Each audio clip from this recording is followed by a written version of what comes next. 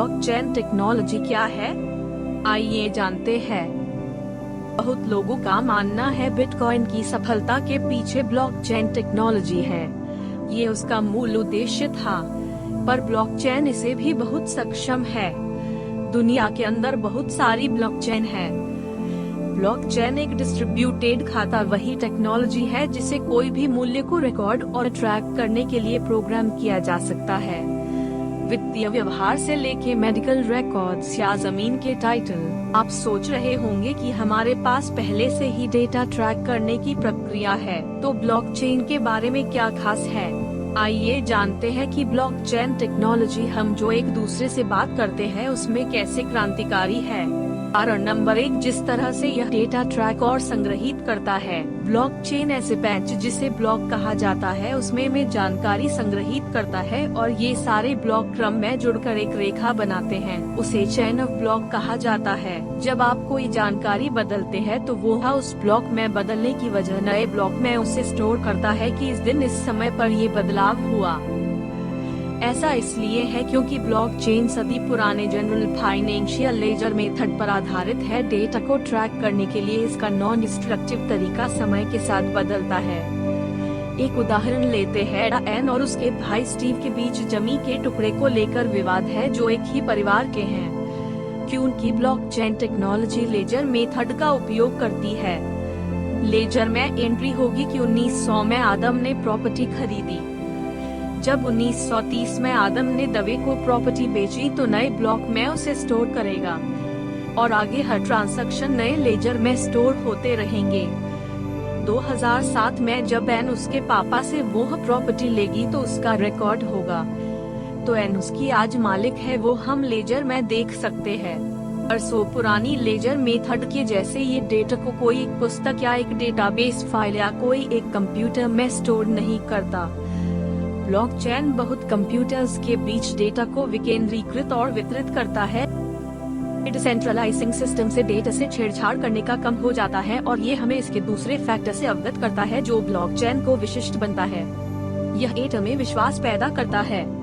इससे पहले कि एक ब्लॉक को कुछ श्रृंखलाओं में जोड़ा जाए कुछ चीजें करनी पड़ती है। पहले एक क्रिप्टोग्राफिक पहेली को हल किया जाना चाहिए, तब एक ब्लॉक बनता है। जो कंप्यूटर पहेली को हल करता है वह नेटवर्क पर अन्य सभी कंप्यूटरों के लिए समाधान साझा करता है। इसे कार्य का प्रमाण कहा जाता है। नेटवर्क काम के प्रमाण की पुष्टि करता है और वे सही करते हैं कि ब्लॉक को श्रृंखला में जोड़ा जाएगा। जटिल पहेली का संयोजन और कई कंप्यूटरों द्वारा सत्यापन सुनिश्चित करता है कि हम श्रृंखला पर प्रत्येक और हर ब्लॉक पर भरोसा कर सकते हैं। क्योंकि नेटवर्क ट्रस्ट निर्माण करता है, हमारे पास अब बिना अवसर के सीधे वास्तविक समय में बातचीत होती है बिना किसी डेटा के। यह हमारे लिए तीसरी वजह है कि ब्लॉकचेन तकनीक एक गेम चेंजर है, अधिक मध्यवर्ती नहीं। वर्तमान में जब एक दूसरे के साथ व्यापार कर रहे हैं, हम दूसरे व्यक्ति को अपना वित्तीय या व्यवसाय का रिकॉर्ड नहीं दिखाते हैं। इसके बजाय हम मध्यस्थ पर भरोसा करते हैं, जैसे कि हमारे रिकॉर्ड को देखने के लिए एक बैंक या एक वकील के रूप में और इस जानकारी को गोपनीय रखने के लिए। ये मध्यस्थी पार्टियों के बीच विश्वास पैदा करते हैं और वे इसे वेरीफाई कर सकते हैं। उदाहरण के लिए कि हाँ, एन है इस भूमि के असली मालिक। यह दृष्टिकोण जोखिम को कम करता है पर अधिक समय और पैसा खर्च करता है। यदि एन अपनी भूमि के टाइटल की जानकारी ब्लॉकचेन में संग्रहित करे तो वो मध्यस्थ वकील को निकाल सकती है, जो सामान्य रूप से स्टीव को जानकारी दे सकता है। जैसा कि अब हम जानते हैं कि श्रृंखला में जोड़े गए सभी ब्लॉक सत्य हो चुके हैं और इसे छेड़छाड़ भी नहीं हो सकता है। इसलिए ब्लॉकचेन पर सुरक्षित भूमि का दस्तावेज दिखा सकती है। इस प्रकार के भरोसेमंद पीयर से पीयर के बीच बातचीत से हम रिवॉल्यूशन ला सकते हैं। डेटा जिस तरह से हम एक्सेस करते हैं, सत्यापित करते हैं और एक दूसरे के साथ लेन देन करते हैं। और क्योंकि ब्लॉकचेन तकनीक का प्रकार है और कोई नेटवर्क नहीं है, हम इसे कई अलग अलग तरीके से सूचित कर सकते हैं। कुछ ब्लॉकचेन पब्लिक के लिए देखने और एक्सेस दोनों के लिए खुले हो सकते हैं। कुछ ब्लॉकचेन में सिर्फ अधिकृत यूजर ही एक्सेस या देख सकते हैं, जो कोई कंपनी या बैंक या सरकार के लिए है।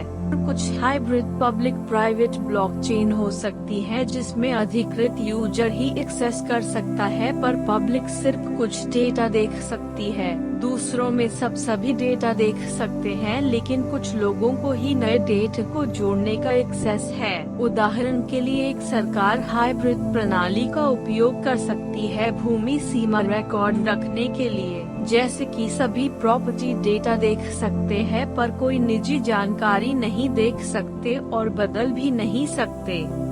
यह सभी का संयोजन, डेटा का विकेंद्रीकरण, डेटा में विश्वास पैदा करना और बिना किसी रोक टोक के सीधे इंटरैक्टिव के रूप में अनुमति देते हैं।